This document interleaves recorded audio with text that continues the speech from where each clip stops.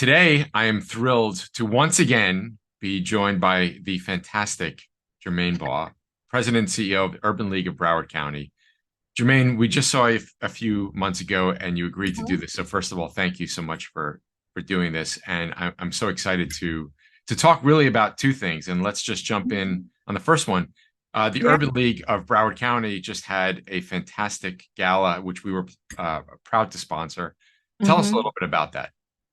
Yeah. Well, first of all, Rob, thank you for inviting me back. So I guess the first one didn't go too badly, that I get to come back. But yeah, so appreciate the support that you gave to the gala, along with many of our local corporations. So on an annual basis, the Urban League does one major fundraiser a year, and that is what we call the Red Gala. It is definitely a go-to event. We call it or bill it the party with a purpose. So we invite six to 700 of our closest friends and investors, and we share stories about the impact the Urban League has had over the year. We honor a few members of our community and also national folks we've also honored also. Um, but it really gives us an opportunity to fundraise, yes, but most importantly, friend raise. It's a really great evening, highlighting great folks, but really an opportunity for us to connect and then reconnect with folks who will actually invest in the Urban League over time, like you. Right, right, right. We had some friends that were there and just said Mhm. it was one of the highlights of their year. I mean, they said it was just such a great party. I will tell you that we have it's themed every year, and this year's theme was Motown. So you cannot go wrong with a theme like Motown, a great band, and folks who love to party. I would tell you there was no space on the dance floor Right. once it happened. It was really fun. So Always a thank you sign so of much for supporting.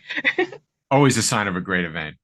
Yeah. The other thing that I was really eager, I forgot exactly how this went down. I think I sent you an email or something, and you sent me a message saying, "Oh, I'm going on a 30-day sabbatical." And I was like, "What? Like who does that? Who Yeah. can figure out how to do that?" And of course, Jermaine can. So I was hoping that you would share a little bit of the background in how you were able to do that.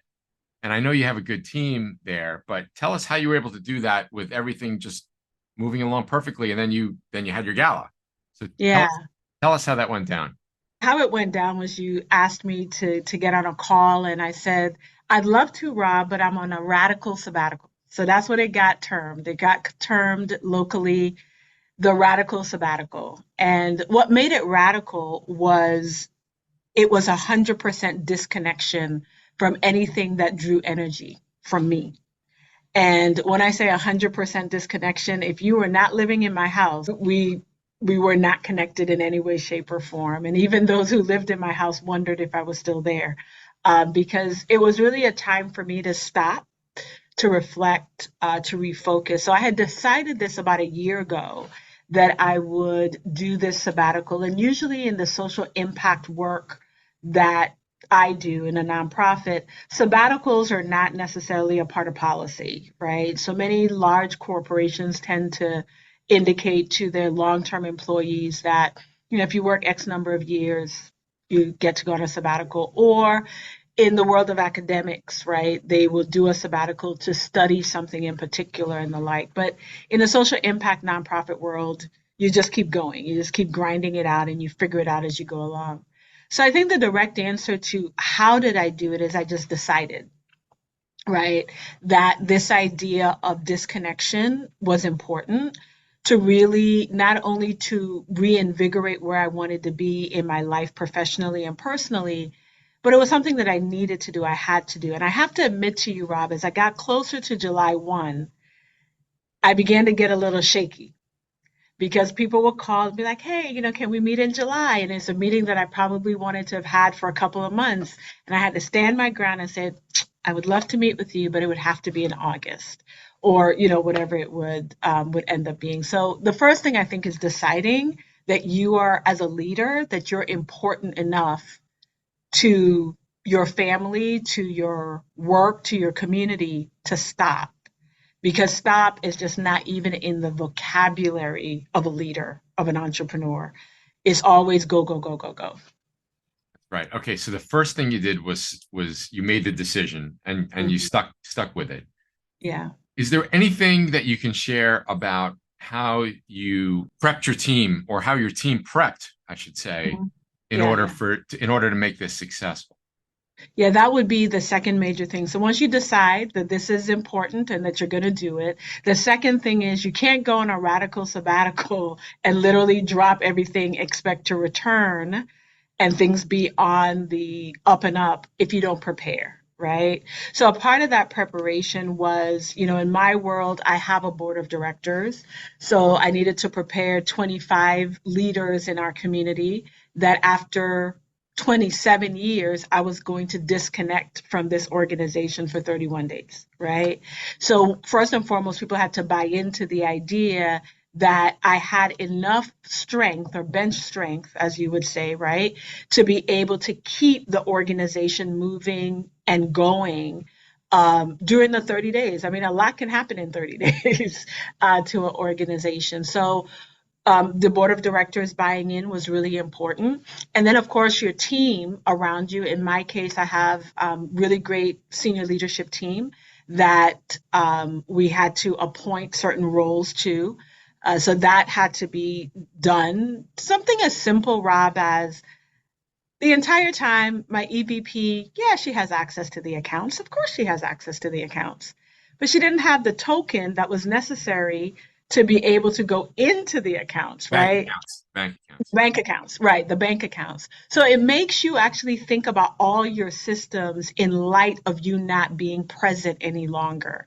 Because really and truly, if you think about it, in our world as leaders, we are always present.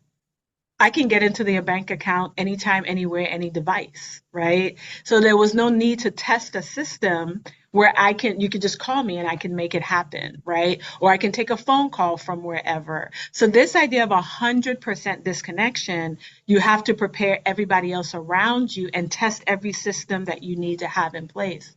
And I have to tell you that even with our Work Better Now assistant who supports me, they were crucial to the process. So you think about probably as a leader, all your executives and so forth, are they ready?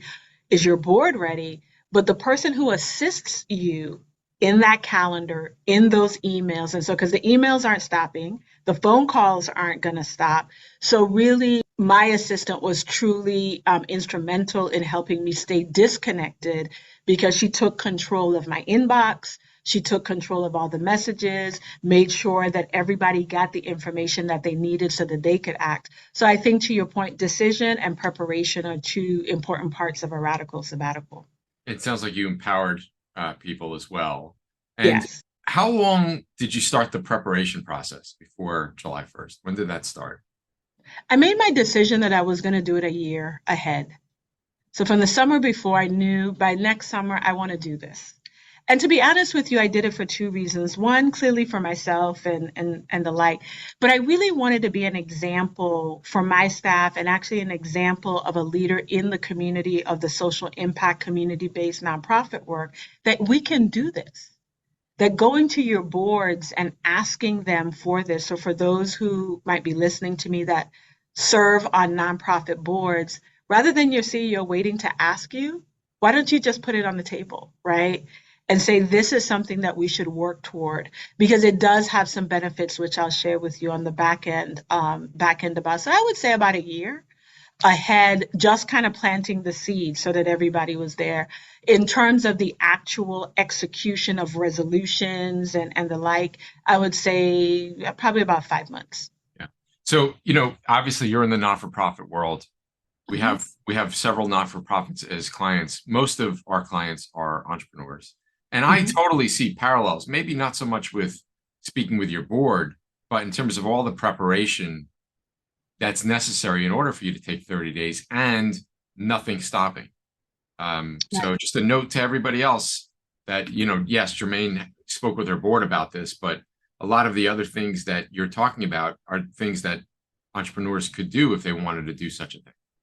Absolutely. And unless they are, self-financed entrepreneurs, right? Many of them have investors that may want to know that they're disconnecting for Right. 30 to 41 days. So if you kind of liken my board of directors to your Investors. quote Yes. unquote board of investors, Yep. it would be similar. Yep. Yep. Gotcha.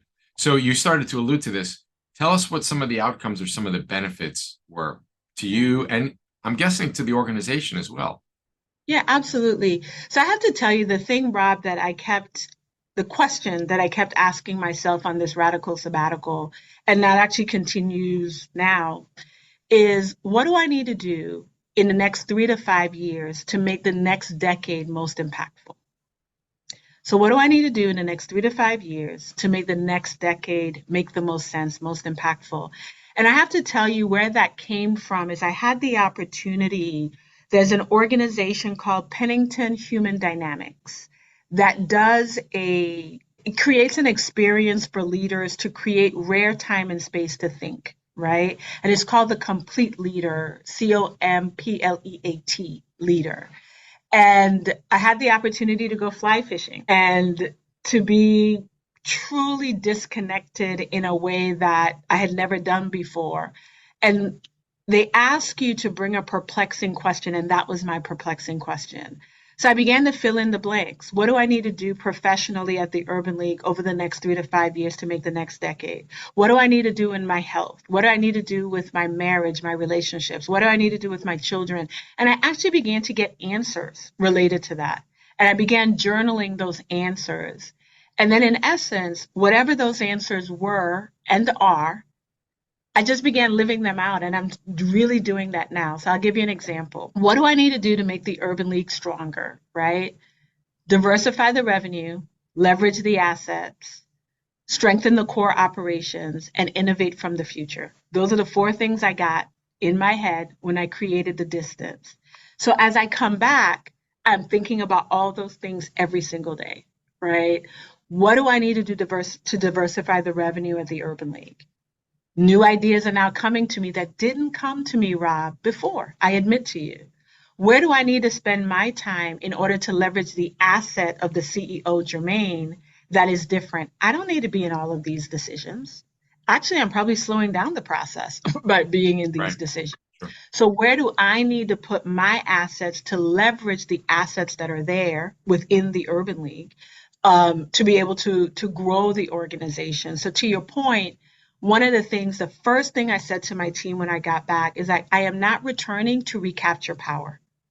I am returning to keep the power dispersed, to question things that we might have taken for granted before. So, all of those processes, all of those thoughts, and keeping me accountable to that is also a part of the process. So, when I try to insert myself, they will tap me on the shoulder and be like, remember, we're not coming back to recapture power, type of a thing, because, you have to break those habits. But I would say that the board has seen positives. I have definitely seen positives related to it.